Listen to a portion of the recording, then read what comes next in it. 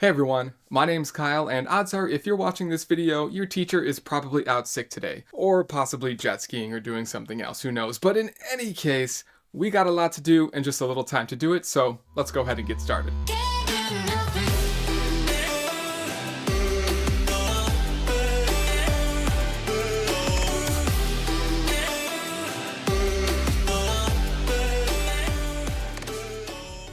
Now the way this works is I'm going to guide you through a topic that we're going to explore together, and I will stop to give you time to work through some of those details on your own, which could be summarizing information, creating models, constructing graphs, and drawing conclusions, all about information that deals with physics, chemistry, and/or biology. The only thing you need is a blank piece of paper and a writing utensil. Unless your teacher has provided you with a handout, you should definitely use that. And if you're really a stickler about making straight lines, you can absolutely use a ruler, but that's optional. When you're finished with the video, you're going to turn everything in to your substitute teacher. Alright, so let's get started with today's topic, which is all about famous people eating insanely spicy chicken wings. Or at least that's what we're made to believe. Go ahead and grab your materials.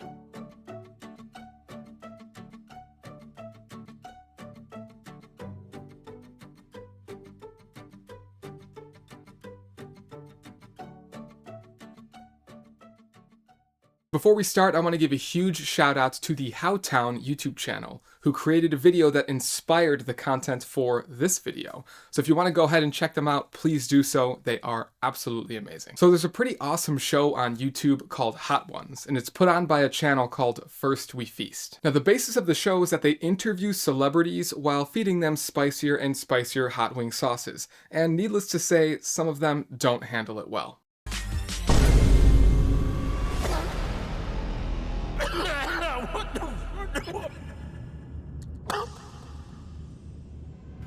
I think I singed my eyebrow with that. My eyes are tearing, Sean. Tears of happiness, Sean. Oh my God, that's so hot. I think I'm losing my mind. How long? The lime, does that work? Ah! Woo! Ah! Oh, man. It's just pain. What? Why? Oh. Oh! Guess what got me? God. Hold my hand. I got you. We're in this together. Okay. Okay? Uh-huh. Now the cool thing is that for each sauce that they try, the show provides a measurement for the spiciness level of each sauce. You can infer here that the higher the number, the hotter and spicier the sauce. This is an example of the sauce list and spice measurement for a typical show. Now this is all fine and good, but as people have watched the show, they've noticed something kind of strange. Let's see if you can spot it as well. Here is a list of the sauces, their spice levels in Scoville heat units, and the reactions of some celebrities as they've tried them on the show.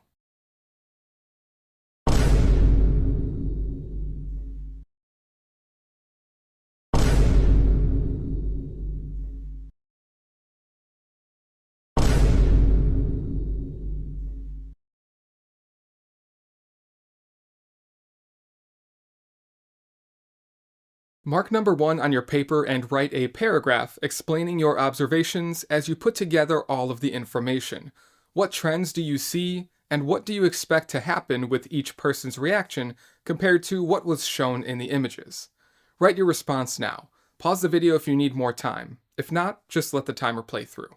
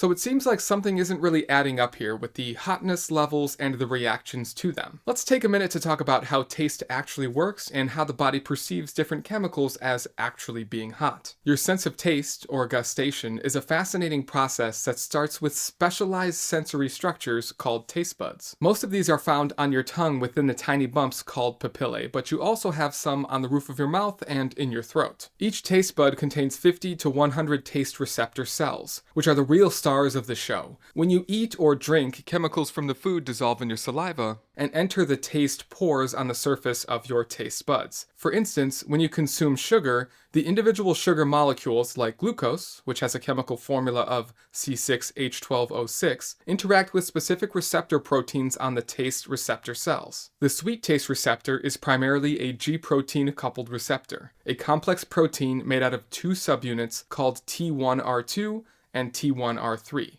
that form a heterodimer. When sugar molecules bind to the various sites on this T1R2, T1R3 receptor, they cause a change in its shape, triggering a cascade of internal cellular events which ultimately leads to the opening of an ion channel that sends an electrical signal. These signals are then transmitted through the nerves to your brainstem, then to the thalamus, and finally to the gustatory cortex in the brain. Your brain interprets these signals as one of 5 basic tastes: sweet, sour, salty, bitter, or umami, which is a savory and meaty taste. And in this case with the sugar, like glucose, it will taste sweet, which is something we generally enjoy. It's important to remember that while taste is crucial, much of what we actually perceive as flavor is a combination of taste and smell, with your sense of smell playing a dominant role in the experience. While the 5 different tastes are detected by dedicated taste receptors, the sensation of hot or spicy isn't actually a taste in the traditional sense. It's a somatosensory experience, meaning it's perceived by sensory neurons that detect touch, temperature, and pain. When you consume something spicy, like a chili pepper, a chemical compound called capsaicin, which has a chemical formula of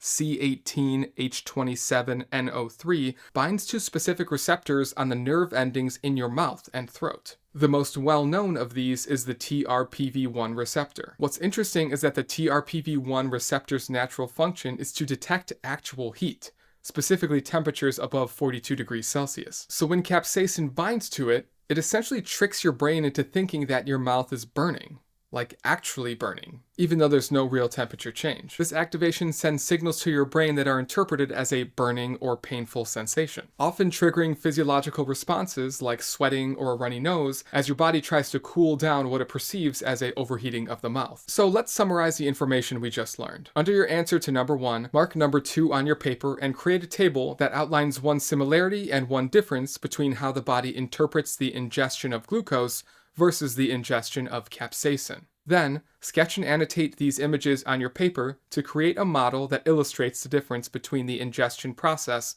and overall result on the brain between consuming glucose versus capsaicin. Use the key space to design and label components you will use in your model. Create your response now. Pause the video if you need more time. If not, just let the timer play through.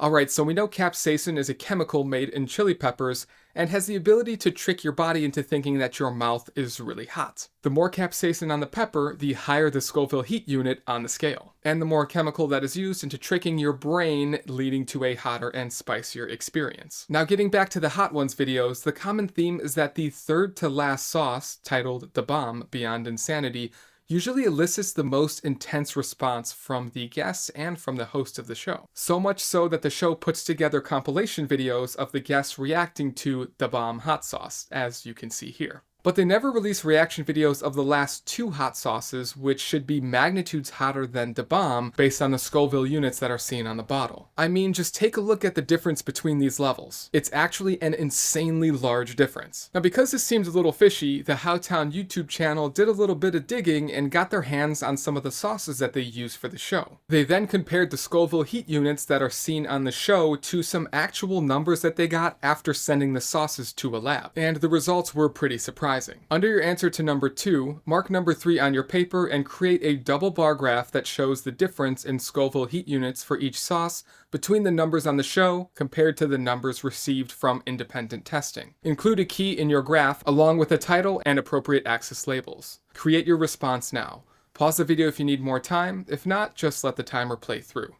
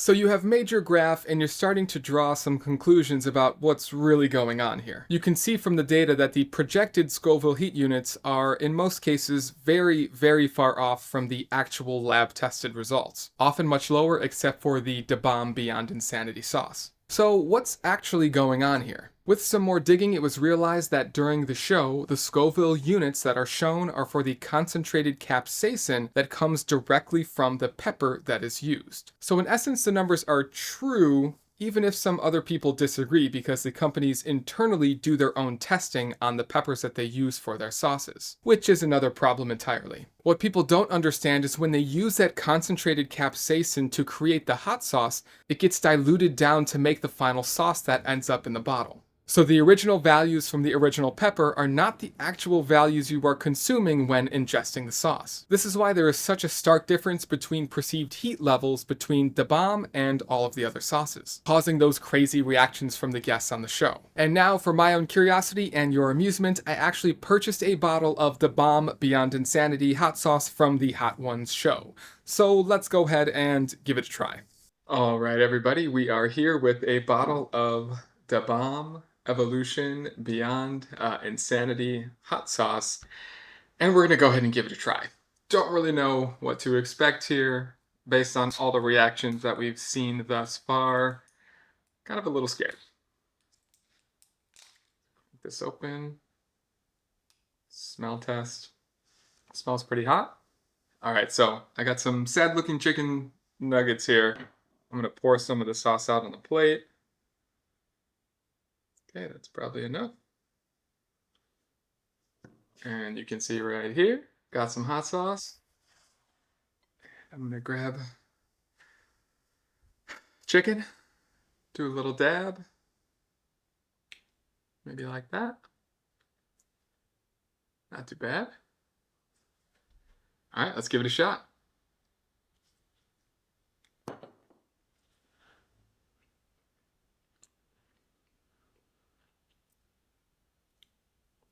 Okay, hit me.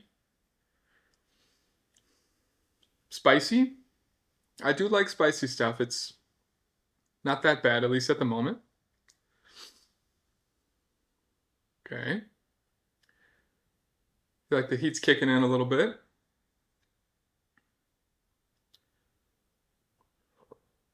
It just doesn't really go away, like the flavor, the intensity of it. Feel like it's kind of amplifying a little bit as it just kind of continues to get mixed around my mouth. Not horrible. I'm wondering if this is maybe something different than they actually give on the show. I'm not sure, but overall, I mean, I'm definitely still feeling it, but it's not unbearable. You know, I'm not going to start crying over it. If I continued to eat more, I'm sure that would probably happen. But you know, the people on the Hot Ones show, they just have kind of continuous sauce after sauce after sauce. They're already kind of preloaded with whatever they've had prior. But it is very hot. My face doesn't show it, but definitely one of the hotter sauces that I've tried. So there you go. That's the hot sauce, Da Bomb Evolution. Thank you so much for hanging out with me and your substitute teacher today. I hope you had fun learning about hot sauces and the show Hot Ones. And if you end up watching the show on your own, you may think a bit differently about the hot sauces and the numbers that are portrayed. If your teacher decides to take another sick day, I hope to see you again in the next video. Until then.